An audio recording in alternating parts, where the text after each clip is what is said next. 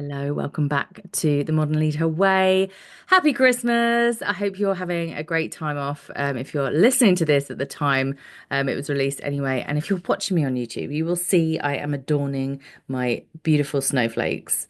I don't have a Christmas jumper. This is about the only thing I've got. I got this for a night out about 12 years ago, and it comes out every year. It's my little snowflake headband.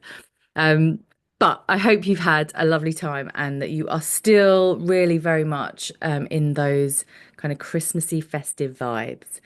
I hope you ate lots, drank lots, were very present with your family. And if not, don't worry, there's still time. Hopefully, you're not jumping back into work mode and you get to enjoy some either downtime or just some more party time and, having lots of fun and engagement with your loved ones. So, welcome back. I am now moving into phase two of the my process, which I call the New Year Rebelution. And if you haven't yet either listened to into day one, part one from last week, or you haven't done that reflection exercise yet, make sure you do this before you move into this part two. This part two and part three next week won't be as long as last week, so don't worry. The reflection piece really does take the most time, and this is the perfect time of year to do that reflection piece. So make sure you do that if you can carve out that time to do it because it really does inform what we're now going to move into, which is refocusing our energy on what it is that we really want to achieve next year based on what we've learnt about ourselves, what we've learnt about our processes and everything from this year. So, phase two, refocus. If you haven't yet downloaded the workbook, it's free. You just need to put in your email address to get it sent to your inbox. Do that because you're going to get a PDF that you can print off or just have on your screen, and it's going to show you what we're doing next. So, if you're watching me on YouTube, you'll be able to see I am holding up a wheel of life, which is a very typical life coaching tool. And it's a very simple idea. It's a wheel that's got spokes down it, creating 8 segments, if you like, 8 segments of the pie, like a little Trivial Pursuit board. And with each of those segments is an area of your life. Okay, so we have things like health and fitness, obvious one, family and friends, partner, love, fun and experiences, spirituality, career and business, wealth, and personal growth. Now, they are the categories that I've assigned to each of these segments. You might decide that there's a different one. Maybe it's not career or business for you. Maybe it's, life after corporate or something. Maybe it's your retirement, like how you're spending your time. So you can totally make up your own segments if there's something that feels more fitting for you.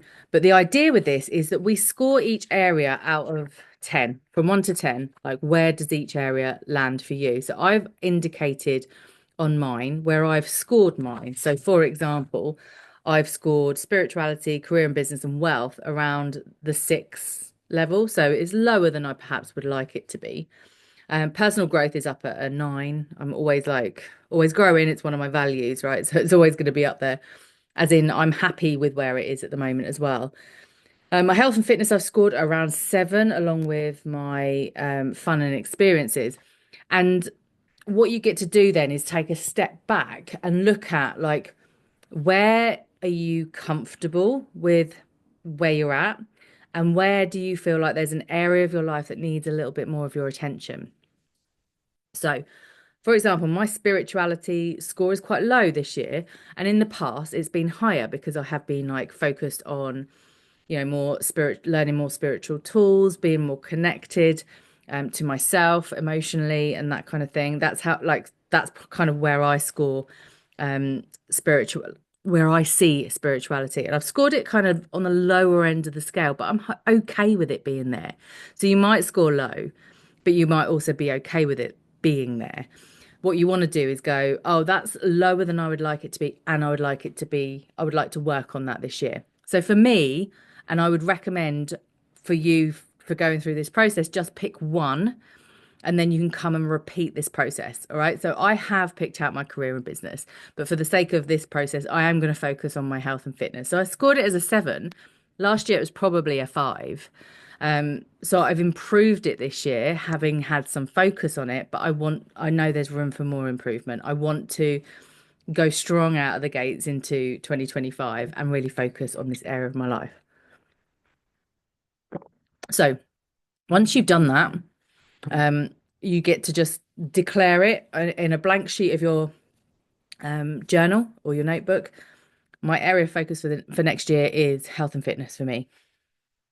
Like I said, choose one and go back and repeat, rinse and repeat this process for at least one other area of your life if you need to. But if you just focused on the one area and you were happy with that, then stick to that. Let's keep it simple here.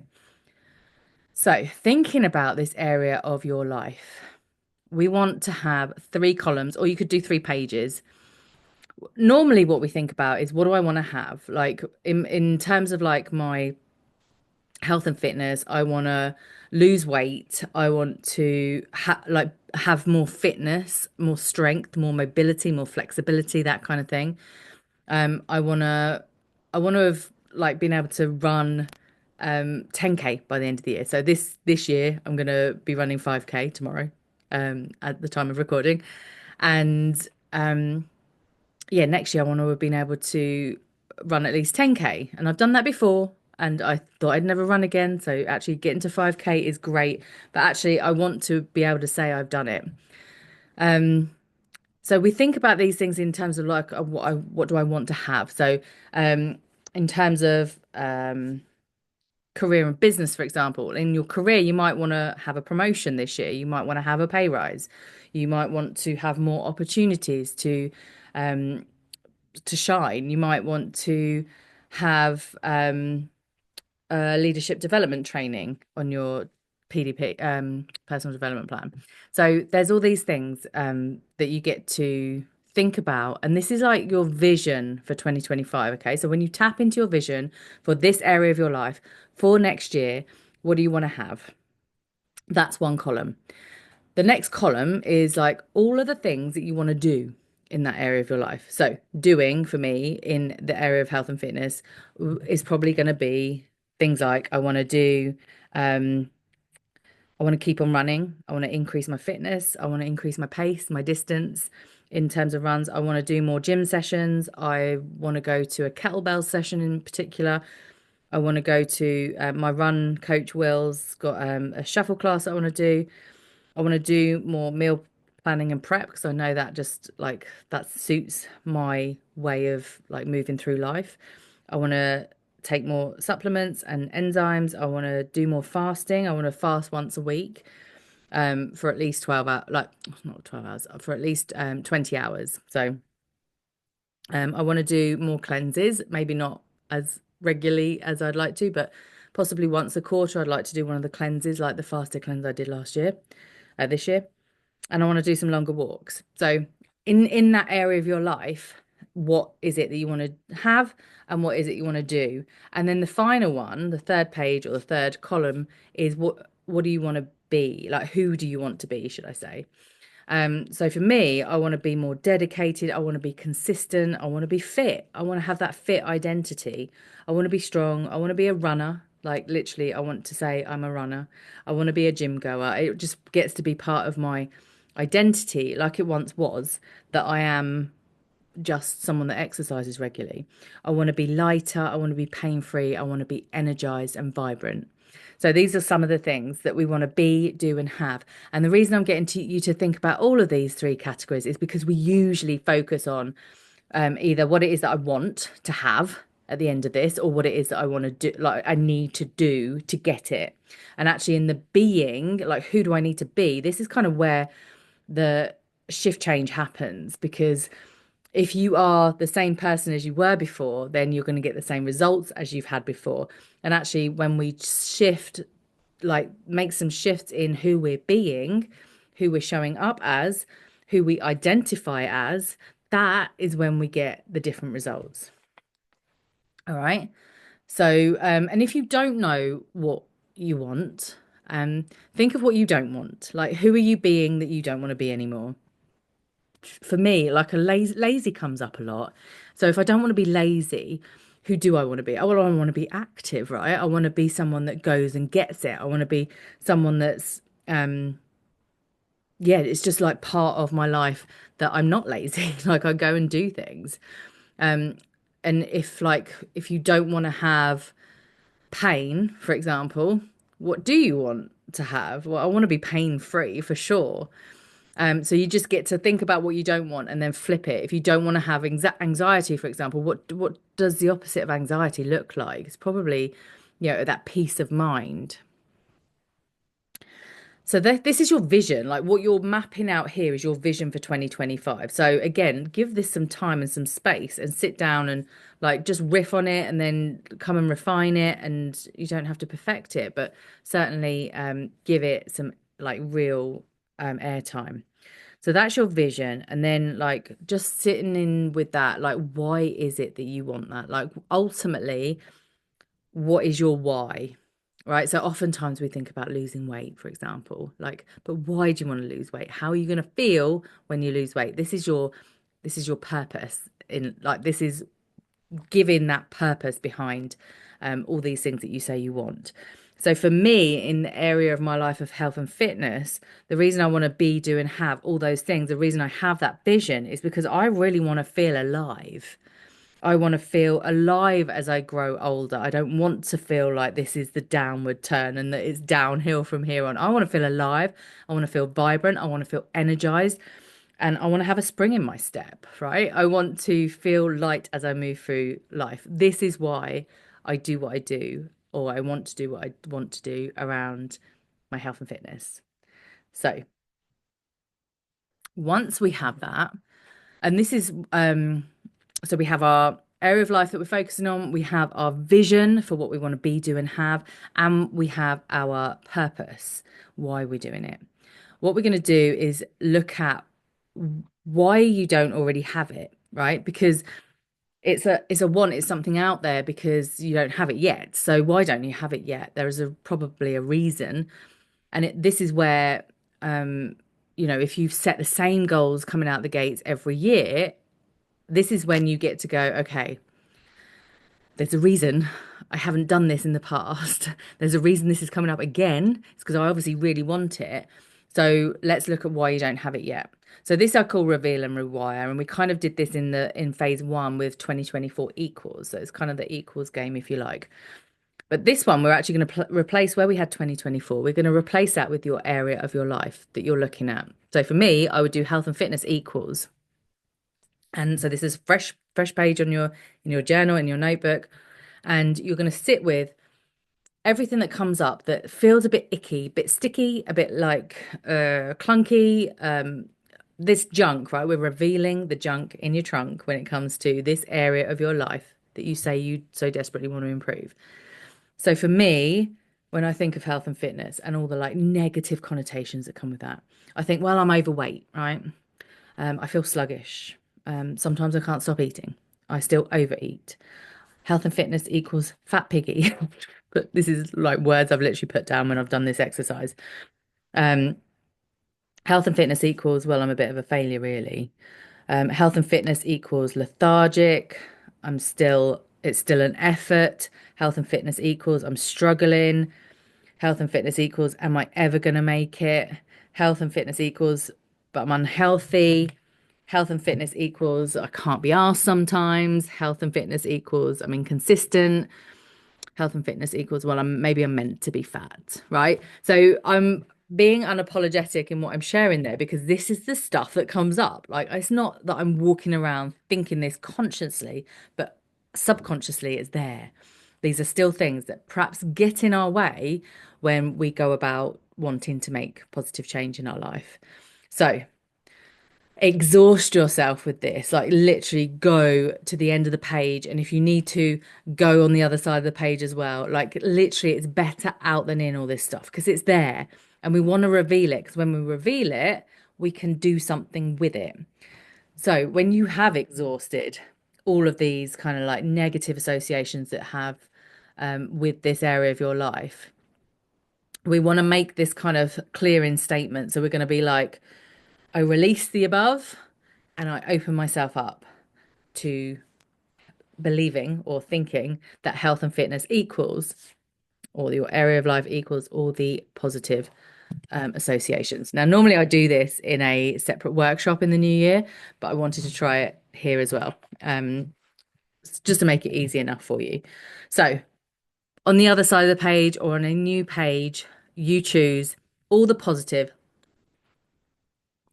associations with that area of your life. So for me, in 2025, I am open to thinking that health and fitness equals vibrancy. Health and fitness equals consistency, steadiness, progress. I mix it up every quarter. Health and fitness equals healthy. Health fitness equals fit. Health and fitness equals I'm light on my feet. I'm losing weight.